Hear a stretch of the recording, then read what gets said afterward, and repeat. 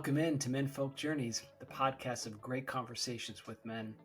I'm your host, Chris Foster, and here we are going to explore how we wear this beautiful and confusing mantle of manhood in the 21st century. Look, I get it. In public life, men can be knuckleheads, but in private life, we can be thoughtful and we can be reflective if we have the right conversation, if we feel comfortable telling our story. And I believe we all have a great story to tell. And other men can learn from these stories.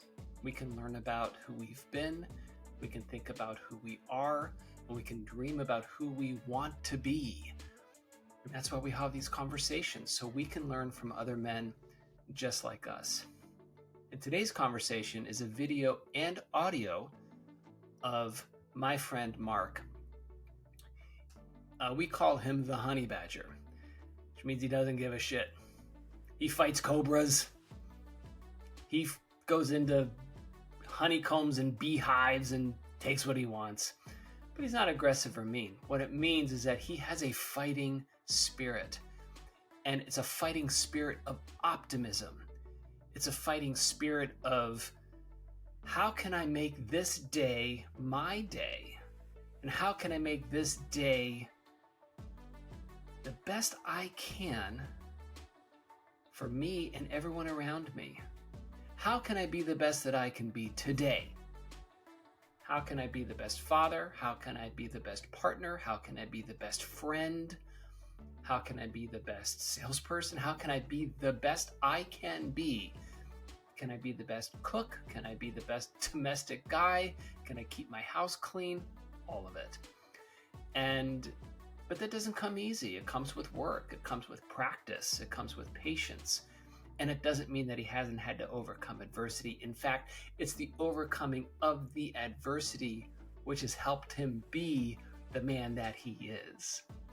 He's remarkable, a fantastic individual. We cover a lot of ground in terms of sonhood, being a primary caregiver, passing a mantle of manhood onto his own son, being a model of manhood for his daughter, and yes, dealing with adversity of heartbreak, cancer, and coming through that and still being a positive force in the world, so that the world is better because of Mark. We're better for having him in our world, and for those who know him, for having him in our lives. Welcome in to Men Folk Journeys.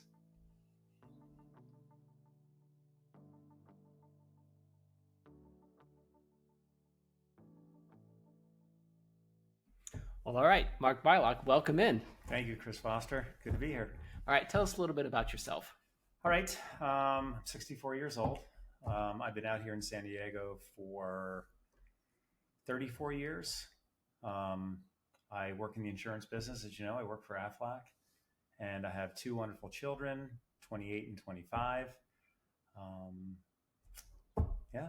It's a great place to start. So one of the things that I've experienced as my kids are now 24 and 26, as they move up into young adulthood, I have to be a different kind of parent. You know, I'm no longer actively parenting. I wouldn't even call it passively parenting. I'm trying to ask questions instead of, put down hard guidance, or I'm trying to stop with some of my you shoulds. Your kids are a bit older. Mm-hmm. Your oldest, 28, is really moving into not just young adulthood, but into adulthood. How has your parenting style changed, and what kind of parenting, if at all, do you think that you still do? It's changed in the sense that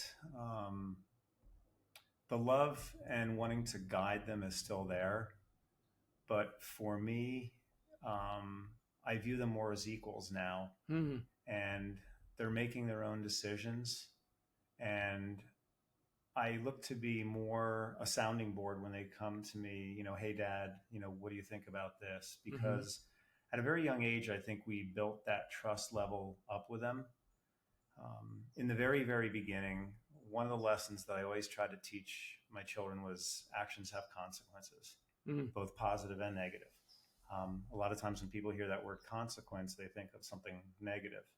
But things can also be, positive consequences. So I just try to instill that in that every decision that you make along your journey, there's going to be some repercussion, and it can be a good one or it can be a bad one. And, laying that foundation, I think, pointed them in the right direction so that I don't have as much contact with them, obviously, because neither one of them live home.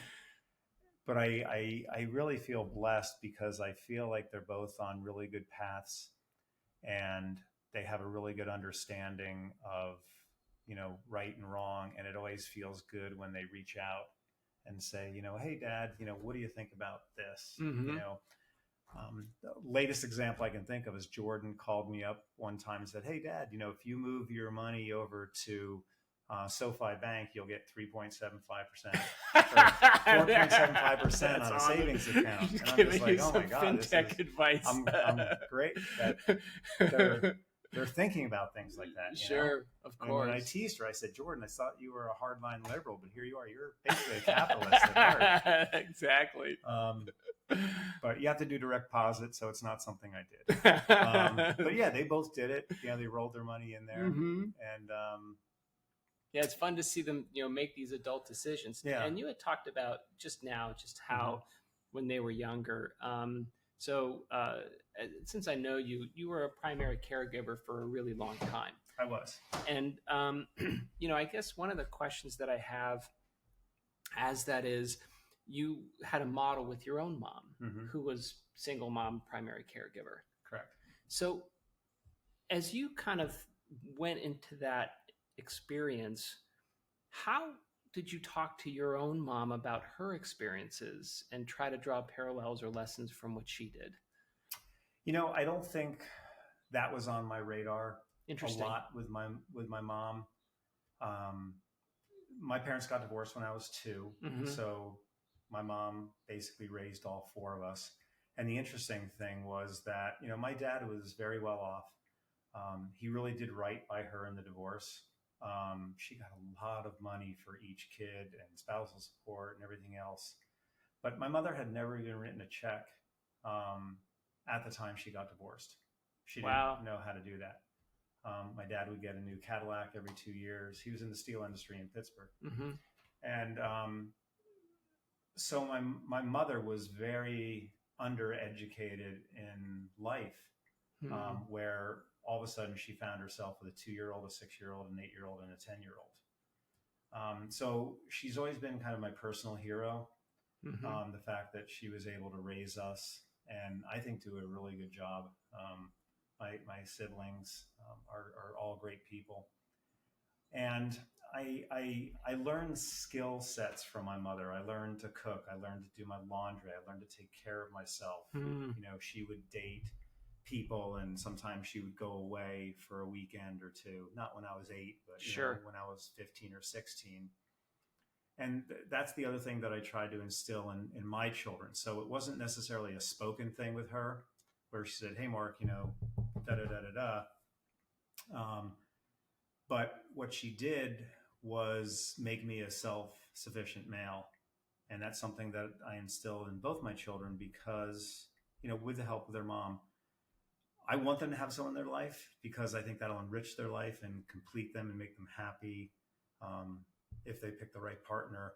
But I don't want them to be beholden to anyone. I want them to be able to live completely independent if they have to. Right. The best example that jumps to mind is one of my good friends, used to live very close by here, was an ER doctor.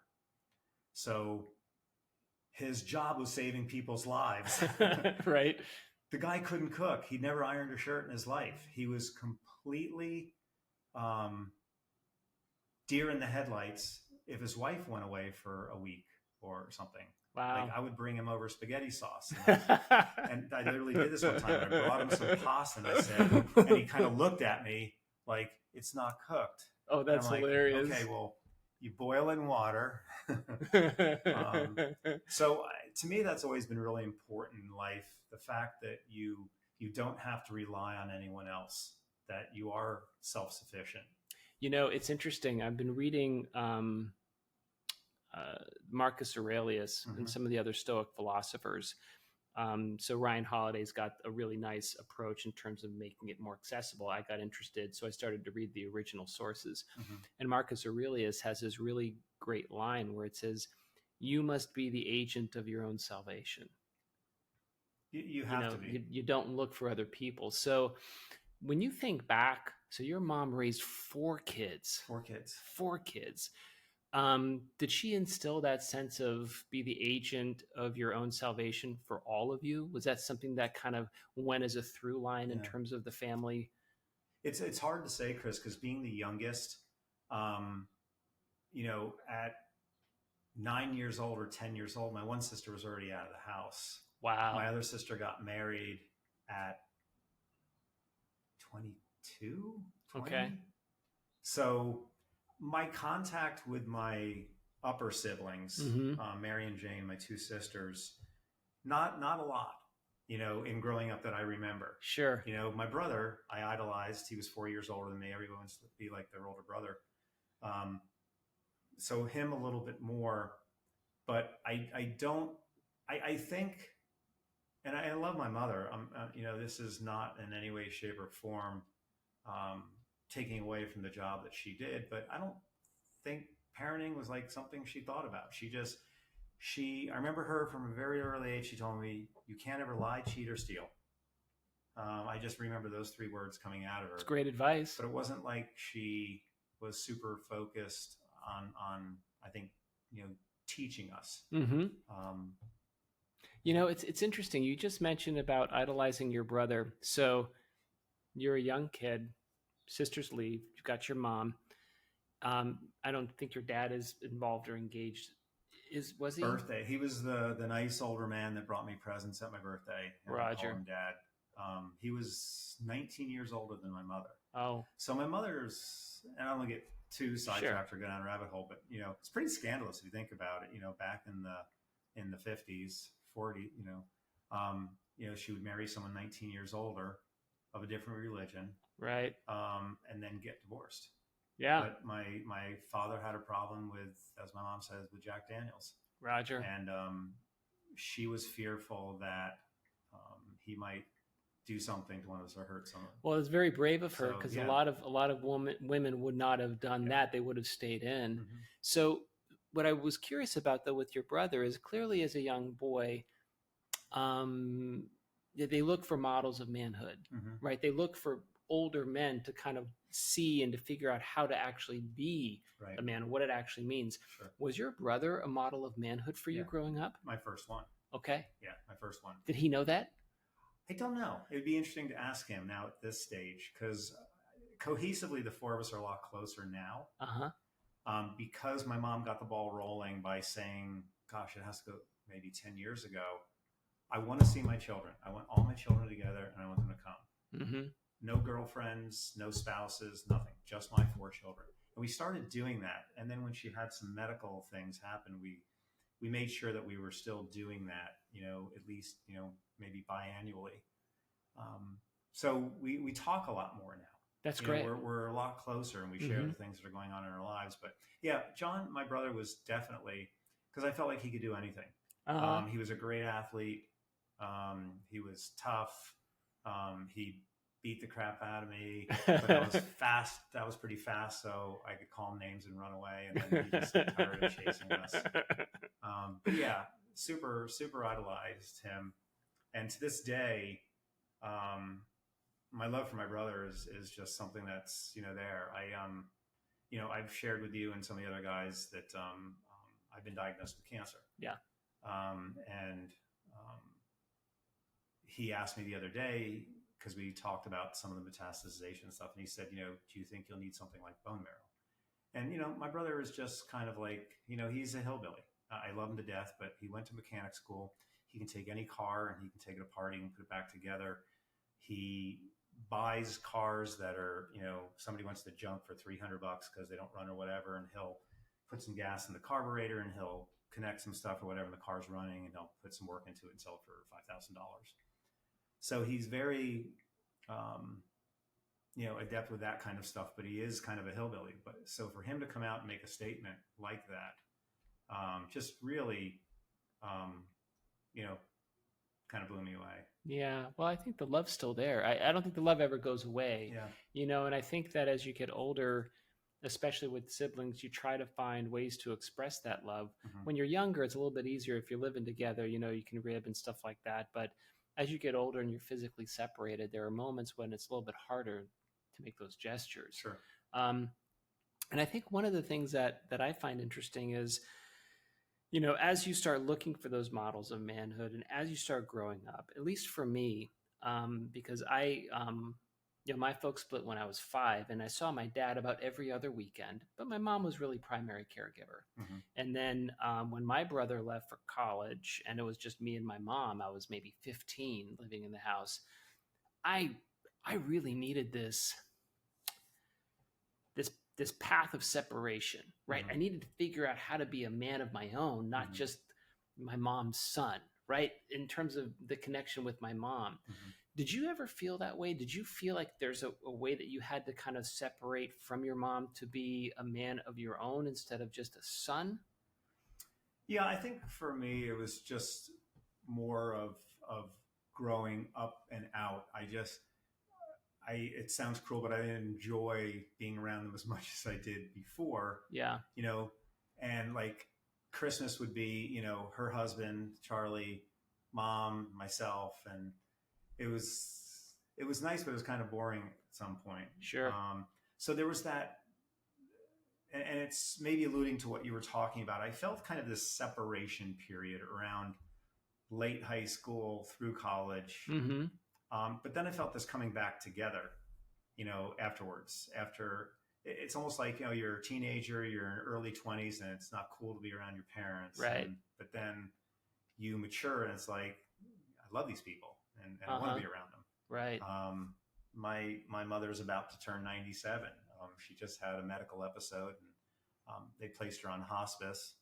But she's once again surprising us and rallying again. Mm-hmm.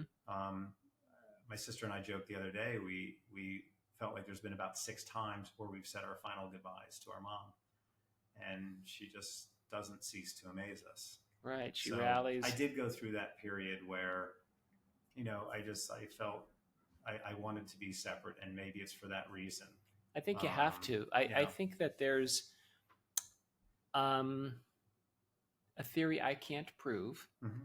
but 100,000 years ago, you're a young boy. The tribe is entrusting you to pick up a spear or an arrow or a bow of some kind, mm-hmm. and you have to participate in the hunt. You have to participate. You have to separate from your mom or dad, or go with your dad or whatever. You've got to go hunt that animal. Sure. Because the tribe depends on young people learning how to do this. Right? If the young person does not know how to hunt and bring home an animal for the tribe will perish. Right. So there's these lessons that have to happen for these young men. Sure. And so we're in 2025. We don't have to go out to hunt a deer or an antelope or a woolly mammoth to survive. But I still think that there's a thing for young men to say, I've got to go out and figure out how to provide. I've got to figure out how I can be resilient and make it on my own. You said earlier that, you kind of instilled into your ethos that I've got to take care of myself. I've got to learn how to take care of myself instead of being dependent on somebody. Sure. I think that forces you to separate from the person you're dependent on. Absolutely. And I think that goes with anything in life. You are dependent very early on, and you need to become independent. At work, you join a firm, like I'm in sales, you're dependent upon people to learn and whatever, then you have to become independent. And I think that's something that's just, in our DNA, to your point. I've done a lot of thinking with this diagnosis that I have, and although in my life I know that I have wonderful people around me, I have our whole group of men that I know care about me. I've got my family. I've got someone in my life. But when it comes right down to it, you are alone. and you at some point in your life, you have to come to grips with the fact that I'm the only one going through this. Right. Nobody else can feel exactly the way I feel. And maybe someone can have empathy for me, or, hey, what can I do? But they're going to wake up tomorrow and they're going to go on with their life, and you're still fighting this thing. Mm-hmm. It didn't sadden me. It didn't make me feel, alone or outcast or anything like that. It was just a realization that I think I need to have for my next step in my journey mentally. Mm-hmm. So yeah, I agree. That's a long-winded way of saying no, I agree with you. no, right. No, but that's the thing of it, and so I think what happens is that there are these lessons that you impart. So your son is 25. Yeah. Right on that cusp of young adulthood to the place kind of moving into not just young adulthood, still young adulthood, but getting to the place of expectations of independence, right? Yeah. 25, 26, suddenly you're in your later 20s, right? Not in your early 20s. So when you have conversations with him about your cancer, how does that go? How do you talk about that with him? I don't know if I have that answer fully yet. We had a discussion about it just today. Okay. Because I went for an appointment today, and he had remembered from last week that I said I was going, for a follow-up appointment today, and that's one of the first things he asked. We're getting ready to go on a trip to Chile. Wow. We're going skiing on Monday. Wonderful. And this shows the independence of both my children. They both will call me out of the blue and say, "Oh," and Jordan did it the other day, my daughter. "Hey, yeah, Dad, in September I'm going to see Oma in Holland, and then I'm going to go to Prague," because Andrew said Prague was great. And then Andrew called me and said, "Hey, I'm going skiing in Santiago, Chile, actually just north of it in the mountains." He goes, "I want to use my Icon Pass again, and there's a resort there that takes it." And I'm like, "Oh, great. Who are you going with?" And he's like, "Well, none of my friends can go. And I know that Bonnie's birthday is that week, so you probably can't go." And I'm like, "Oh, hold on, Baba." Right. I don't think Bonnie will care. And long story short, she obviously didn't, and we're going. So we had this conversation today. We're talking about transport. And he goes, "How did your appointment go?" Yeah. And I then and there had to make that decision. Am I completely transparent and truthful with him, or do I, shade it a little bit? Do I withhold a little bit of information? And so we had to talk about it, and he's okay. Well, it's an interesting thing, and it's a hard thing because even though you're going through it alone, in the end, you're not going through it alone all by yourself, in the sense that Sure. other people are going through this with you in their own way, right? Your friends and your family. Sure. There's a thing that happens, and I don't know. I guess a question that I would have for you is, when do you know what to disclose? That's the hard thing. I wanted to tell my daughter, I was diagnosed last year. Yeah. So they know that. It's okay, great. This is gone, that's gone. Well, there's been this resurgence. Mm-hmm. And I wanted to wait until I could talk to Jordan face to face, which I had the opportunity to because I was in Wisconsin this past week. Mm-hmm. And then, Andrew, I called because I wasn't going to see him anytime soon. And I think I owe it to them to be transparent and tell them, "Hey, this is what's going on. It's not necessarily great, but your dad, Mm-hmm. and we're gonna do everything we can, right? And well, you crushed it before. Yeah, you crushed it before. So, so it's hard with knowing when and how much, because because what I did is I put myself in my mom's position. If it happened to my mom, how would I feel when she told me? Right. And I projected that on my kids and said, wow, I don't really want them to go through that. But something happens, it gets worse. And then it's like, why didn't you tell us? Right. Why weren't you truthful or whatever? So I think you just have to be truthful and let the chips fall as they may. And sure. So, it's interesting. You're one of the rare, not the rare, but you're one of the few men I know who have both a son and a daughter. And clearly there's a model of manhood you're trying to project for your son in terms of what does that mean to be an independent man, but also, be masculine, but also be able to cook and take care of yourself domestically. Right. Sure. You're creating a model for your daughter, perhaps for a partner that she chooses that has the qualities that she would admire in you. Did you think about that as they were growing up? Did you think about the image you were portraying, or were you just kind of getting through each day? How did that work? 100%. The former. Early on, when I was still married, it was a partnership, and we decided how we were going to raise our kids. I think we did a great job together. When we separated and Judy moved, I had to really consciously think of the model, to your point, what I was going to be for both my kids. And our separation, our split was very, very hard for me, as you know. And I really consciously thought about how I was reacting to it. I knew that I could get really angry at the world. Why me? This isn't fair. And be a victim. And I just do not believe in victimhood. I think it's overused in our society. And I had to show my son a model of a man who was,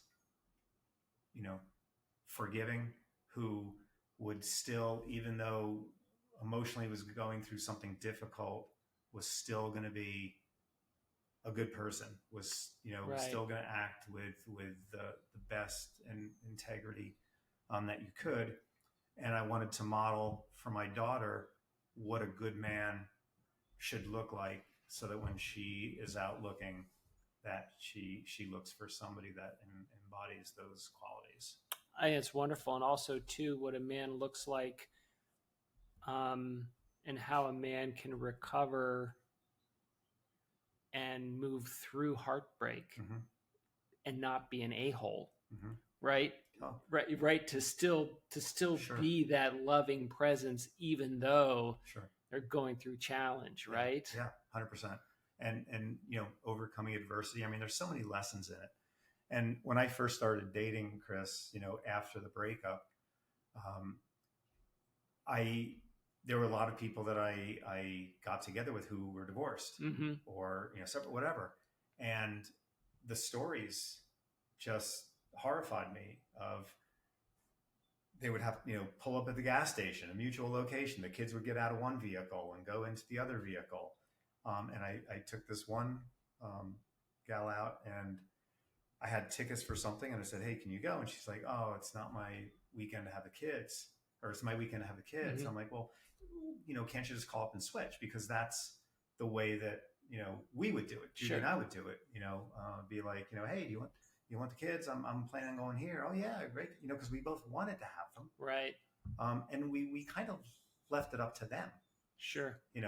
"Hey, you want to go to mom's?" Or, anyway, not too deep into that, but the stories just absolutely shocked me. Of she was like, "Oh no, I couldn't. No, he'll get upset."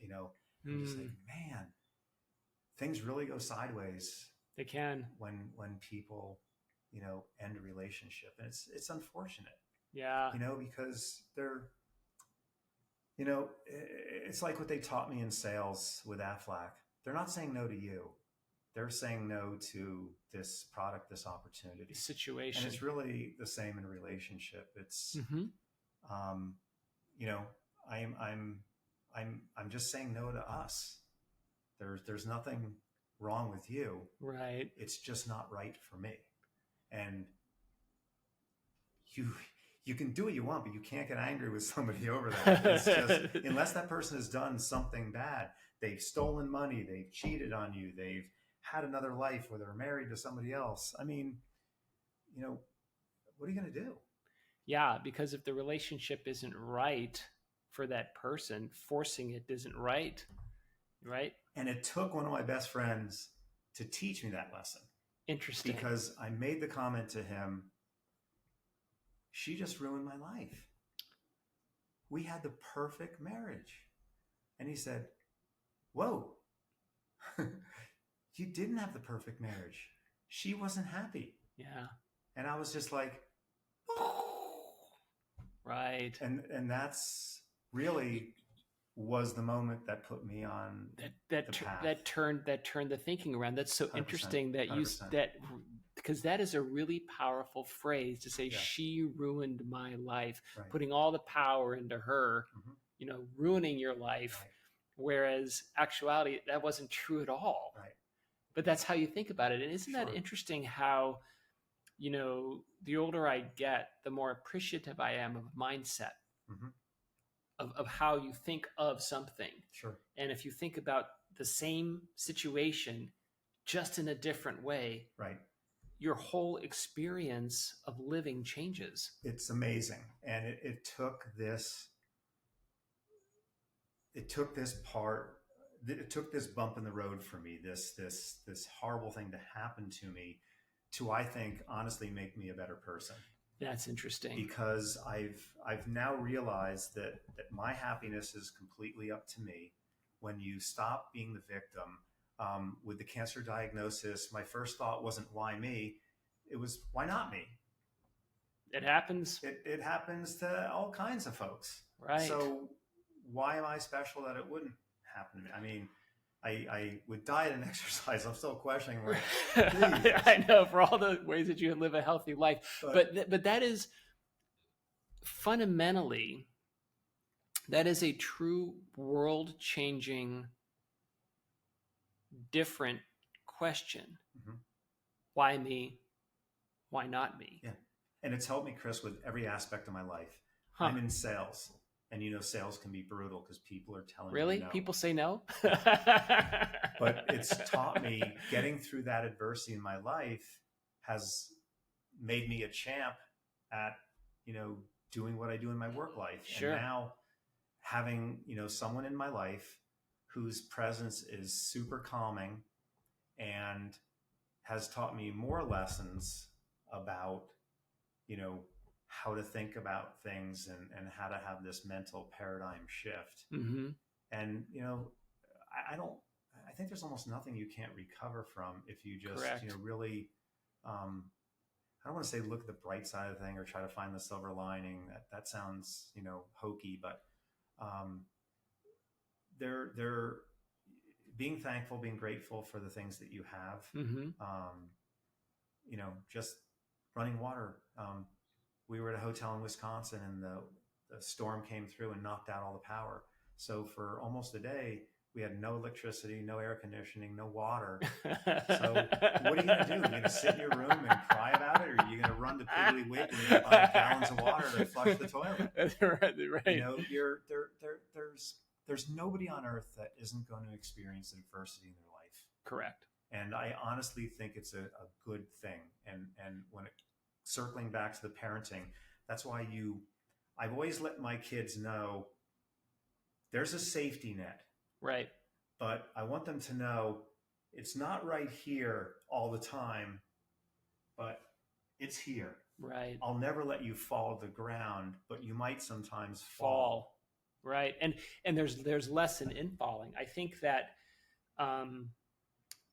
you know, our society in so many ways has forgotten how to embrace failure, and has forgotten how to not only accept failure, but to your point, take failure as the lesson that it gives you Mm-hmm. so that you can become stronger the next time, or you can become stronger in a different situation. Yeah. You know, the fear of having your kids fail to me is a fatal fear, because they have to learn how to fail, because everyone at some point is going to fail in some way in life. It's Mm-hmm. just human nature.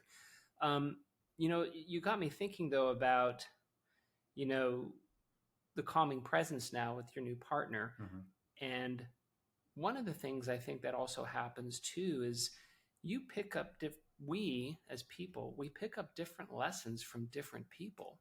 100%. 100%. I mean, I wanted my children to be like me in the sense that I never had a lot of steady relationships.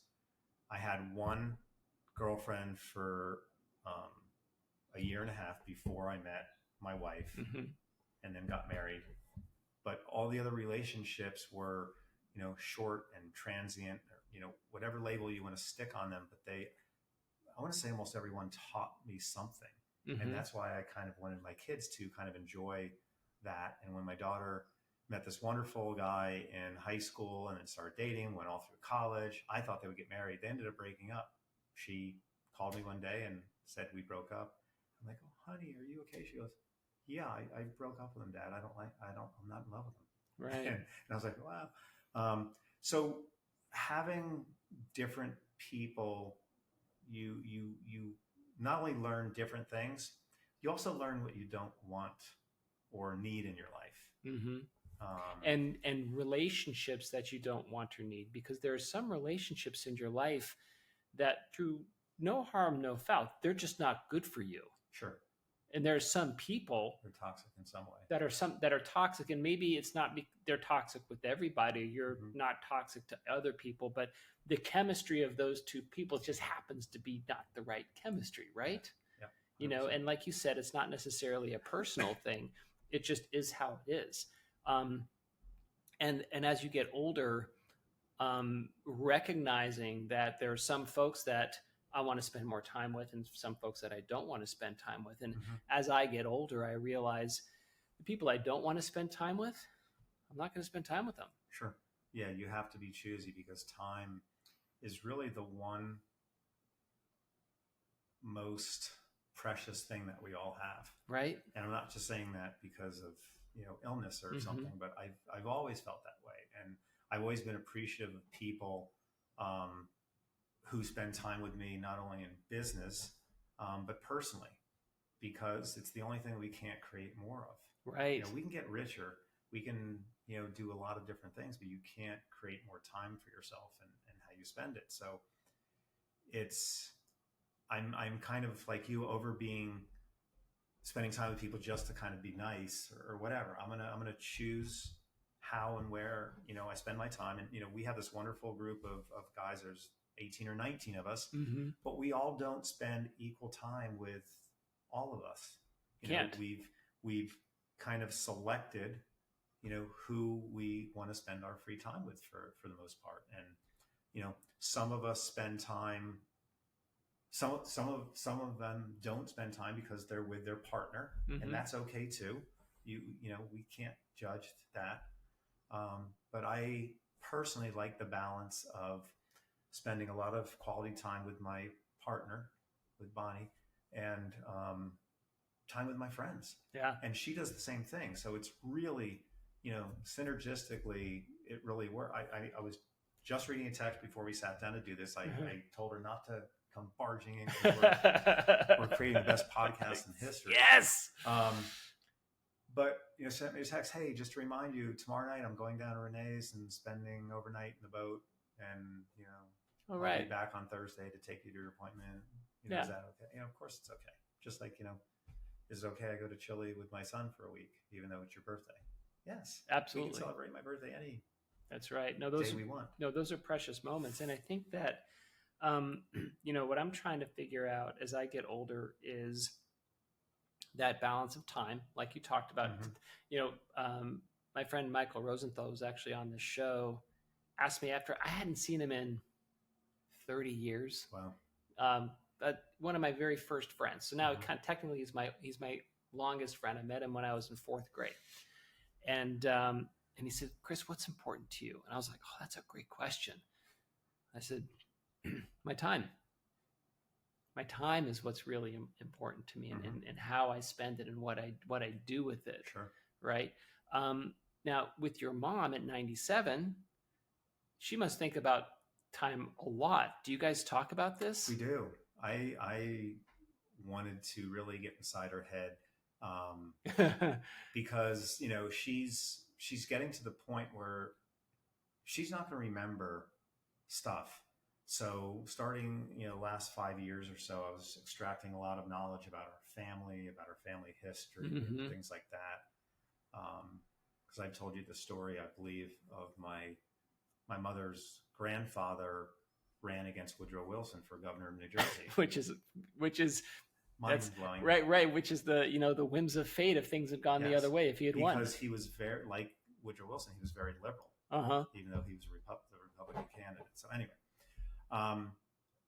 but in the last few years, and I can talk to my mom, I feel, about anything, and that's one of the things that I think she really treasures about our relationship. And that's she was here visiting, and I asked her, I said, Mom, we both know it's getting close to the end. Are you scared about death? You know, are you scared about your own mortality? And she said she really wasn't. She was just more curious about what comes next. That's so interesting. Yeah, and we both have the same view, and maybe this makes me not a good Christian, but to me, I think it's going to be like, you know, going to sleep. You know, you're not conscious that there's no more. You're not ever going to be conscious again.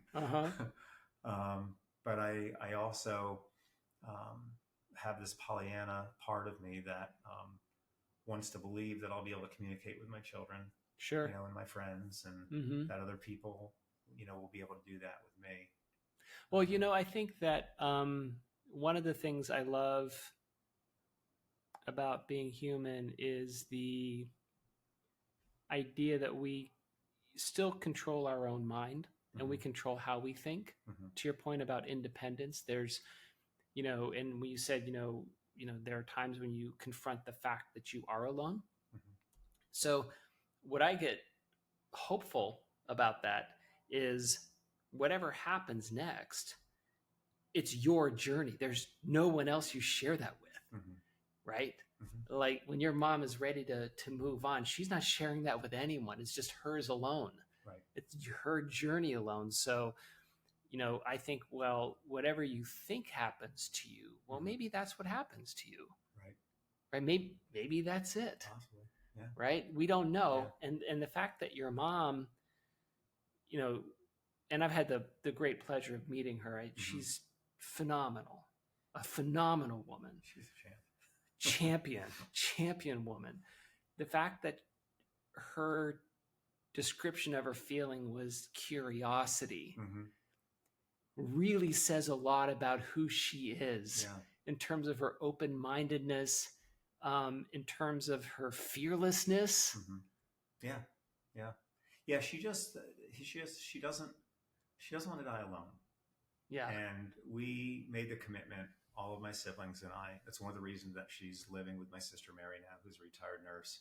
We didn't want her in a home where, you know, the end could come and no one's there. Sure. No one's around. Sure. So, you know, we try to visit as much as we can. There was a plan for her to go down to my sister Jane's for her birthday, which is in November, and then Thanksgiving, and then stay for Christmas in the warm weather in Florida. And my one sister made a comment, well, that's off the table now. And my sister Jane said, no, it's not off the table. Not with Mom. Yeah. We just don't know. Maybe she can still make it. Yeah. And if she does, then I'm going to be the first one to buy a ticket to fly down there and see her. But I'll probably still go out and see her in Maryland. Of course. When I get back. Yeah, no, you have to. Yeah. And, you know, it's certainly because when I was with your mom and it was a great conversation with her, and just for the audience, she actually witnessed the the destruction of the Hindenburg. Like that's like she was on the field in New Jersey watching it live, right? Isn't that crazy? Right. So I mean, this is this kind of woman. Like she's seen it all. And when I was talking with her and I was asking her just about things that she's learning and thinking about, Right. it really struck me, Mark, that even in her 90s, she's still learning. Mm-hmm. Like she still has a curious mind and wants to learn. Mm-hmm. And it got me thinking about us. We're 50s and 60s. You're 64. You're still learning things now. Oh yeah. Right. And so I guess I would ask you, what are you learning now that's different than you learned back in your 40s and your 30s and your 20s? And what are some things that you're learning that your son Andrew then can look at you learning, because he's learning different things in his 20s? Yeah. Emotional intelligence, Okay. I think, is the biggest thing for And me. what does that mean to you when you say that? To me, it means that I'm learning more how to control my emotions. I'm learning more, and these big hills of adversity Mm-hmm. that I've been dealt for no particular reason. The breakup with a person I thought I was going to spend the rest of my life with, the first cancer diagnosis, now basically the second. It's becoming what I call emotionally intelligent, so that it doesn't overwhelm me. Right. So that I can deal with it and not be paralyzed by it. That I can still be the same person that I am, and have this great outlook on life. Yeah. And just deal with it, and not feel sorry for myself. Right. Not go back to why me, and what I call victimhood. I just think there's too much of that in our world. That people are the victim; they're looking for the easy way out. Well, and also too, with I don't discount traumas that people experience, yet there seems to be in every person an ability to create a space, or I shouldn't say the ability, but other people have done this. They create this space between maybe that trauma and how they respond, right? And if one person can do it, it's within our brain's capabilities for everyone to do that. And if you think of yourself, receiving adversity, and like you said, not becoming victim to it or spinning your life around adversity, but instead recognizing that each day when you wake up, it is a brand new day. I know it's a cliche, but it is the first day of the rest of your life whenever you wake up. It is. It's not a cliche, but none of us stop. We say it, but we never stop and really think about that. There's a really great book that I read years ago. It's called The Art of Happiness. The Art of Happiness. Yeah. Okay. Dalai Lama wrote it. And, I can condense the whole book in almost like 2 sentences. It's just like, you choose whether to be happy or not. You're going to deal with adversity. Every day can't be great, because if you don't have any adversity, any bad stuff in your life, how do you appreciate the good stuff? Right. You can't. If, I forget what that movie was, black and white with Tobey Maguire, Wonderland or something like that, where they just live in this town where everything's perfect. Oh, the 1950s movie, right? Okay. Yeah, where everything's black and white, and then when they start, getting outside, they colorize. It's really kind of a cool movie, but we need that in our lives, and it's just life is a choice. Success in your job is a choice. In my job, 100%. In other jobs, there's going to be those isolated incidents where you're the assistant manager of a restaurant and the owner's son is the general manager, and you're not going anywhere. But especially for those people in a sales type of role, you choose whether or not to be successful.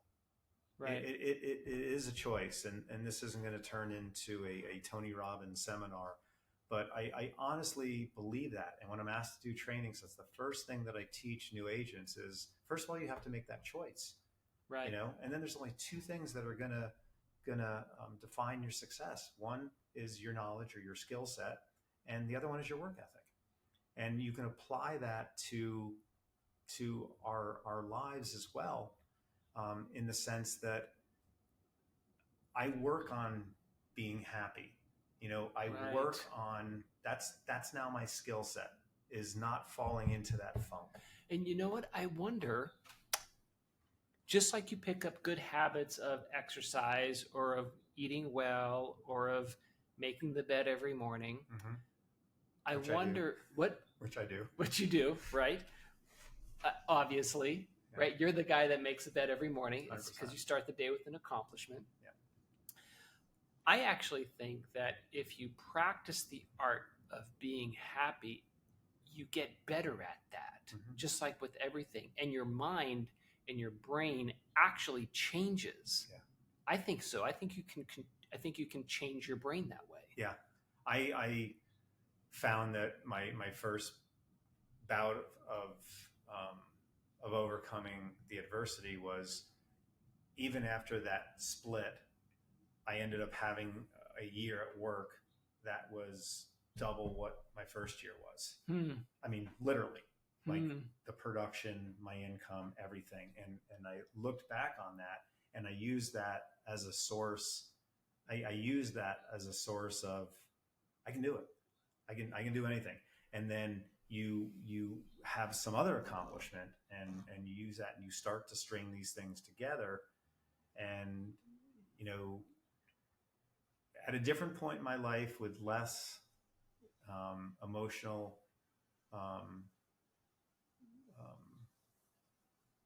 whatever I said before, emotional awareness, or whatever, a lot of this stuff would have buried me.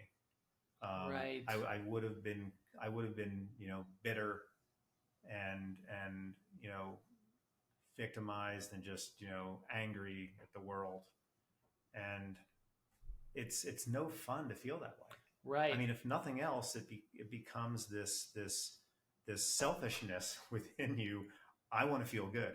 I'm being selfish now. I want to feel good. So I'm going to make myself look at this situation differently and react to it differently, right, and keep myself.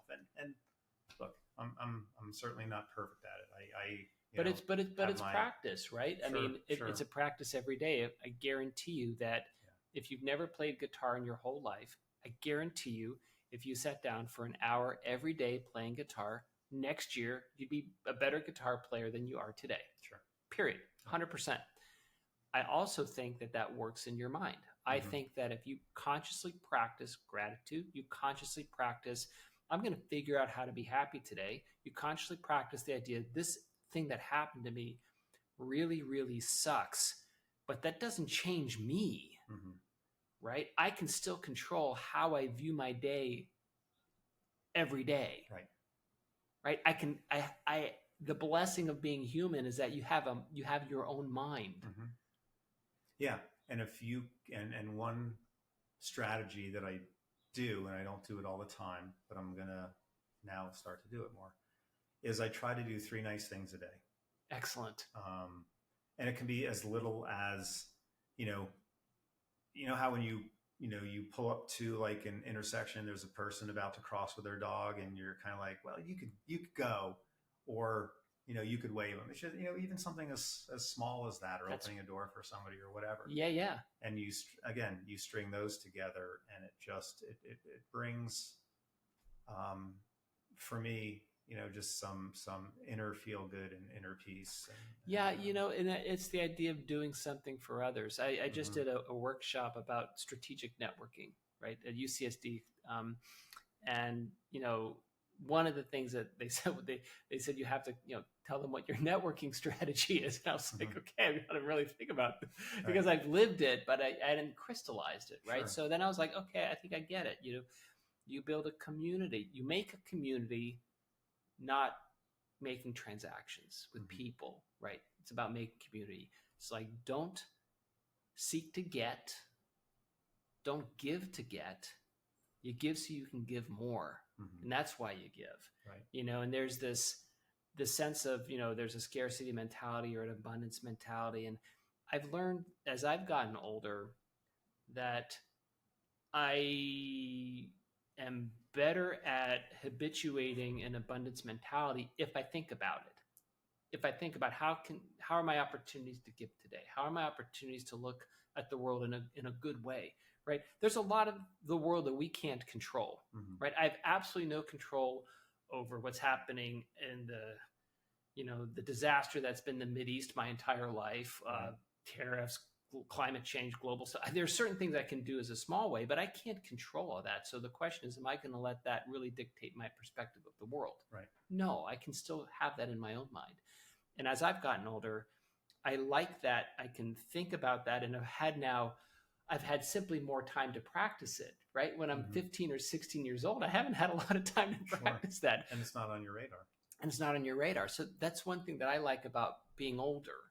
Yeah. I'll ask you, what do you like about your age now? You are extremely fit. At 64, you're outside of cancer. Outside of cancer. Outside of cancer. Right. I always refer to myself as the healthiest cancer patient in the world. But what do you like about your age now? I think the perspective that I have on life. And this is not meant to be morbid, but I said to Bonnie one time, and I think I've expressed it to my kids. I said, I don't want this to come off as doomsday or whatever. But I said, if I were to die tomorrow and I would be conscious of that death, I wouldn't have any regrets. Because I think I've had a fantastic life. Would I like to have 20, 25 more years? Absolutely. As long as I'm in good health and I'm the way I am now. For me, it's more about the quality of that life going forward. So I enjoy being at this point in this perspective because I've, with their mom and then a little bit without their mom, raised two great children who are off in the world, and I think that are adding to the world rather than detracting from the world. I love these two human beings that they've become. I've got great friends. I've got great family around me. I'm in a financial position where, finance is not an issue. It's not a stress for me in my life. I can retire from my job if I want to. I can walk away from it. I can still do it. I'm busy on the weekends, from gardening to reading to cooking. And I love my life right now. That's fantastic. Yeah, I'm really blessed to have the different things that I have. But I also think too that you made that happen. I mean, it's not like it's a lucky windfall. It was a conscious, planned out, starting when I was 22 years old and investing $2,000 in an IRA. Right. And then every year after that. Sure. And you consciously, were thinking about it, where I think actually your positive outlook on life and the decision to have a positive outlook on life has contributed to the success of your life. I can't deny that. Because in sales, you'd come back to the office and you'd come back with some wins and people would be like, oh, you're so lucky. But the people that work in my business, the people that work the hardest get the luckiest because they're out there more and they're running into people at the times where they should be running into them, when they're maybe looking for something or whatever. So you not only in job, but I think in life, you create your own luck. Yeah, you make your own luck. Because absolutely. No, and I'm lucky to have you as a friend, and I absolutely love you. Thank you. And I have a final question for you. Who is someone that you know that I don't know that I should meet? How big a list do you want? I have a lot of wonderful people in my life that you should meet. I'd love to meet them. I don't know how many of my siblings you've met, but they're all wonderful in their own way. My best friend's whole family. So I have a second family. when I was a senior in high school, my mother remarried and moved away, and I didn't want to change schools my senior year, because I'd been in that school system since first grade. Sure. And I lived with my best friend's family. Oh, wow. They all consider me their brother. I consider them my siblings. Mm-hmm. There's 2 boys and a girl, Mike, Mark, and Lauren. Mike is my age. Mark's a year younger. Lauren is 2 years younger than that. They're great people. That's a really beautiful thing that happened. That's unusual. Yeah. Meeting them and getting to know them. They would be great people in your life. I'd love to meet him. Yeah. I love you, my friend. You too, man. Thank you. You're welcome. Good chat.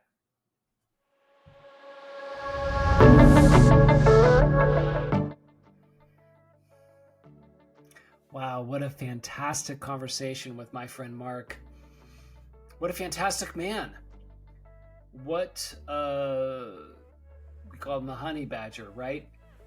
What a strong, resilient man who's understanding that, look, shite happens in life to him, but to all of us have adversity. All of us have heartbreak or trauma or injury or illness, setbacks, disasters. But what do you do when that happens to you? How do you respond? How do you overcome? How do you make the most of that trauma and setback to make you stronger? Mark's an extraordinarily strong man, but he's also a loving man. He's also a grateful man. And maybe sometimes adversity, if you can get through it mentally every day, makes you stronger and better. Maybe the challenges we face in the world actually make us stronger. Maybe Nietzsche was right. Maybe what doesn't kill us makes us stronger. So what do we learn from Mark? That you wake up every day and do the best that you can that day to be as good as you can, as grateful as you can, as loving as you can, and that you are in control of your day and how you live your life. That's what I learned from Mark. Very powerful, very inspiring, and he's inspiring. Man, I hope you were inspired by this conversation. I hope you join us too. Visit menfolkjourneys.com. I'd love to have a conversation with you too and to see how you are handling your days. Thank you so much for listening. Word bit Falarid.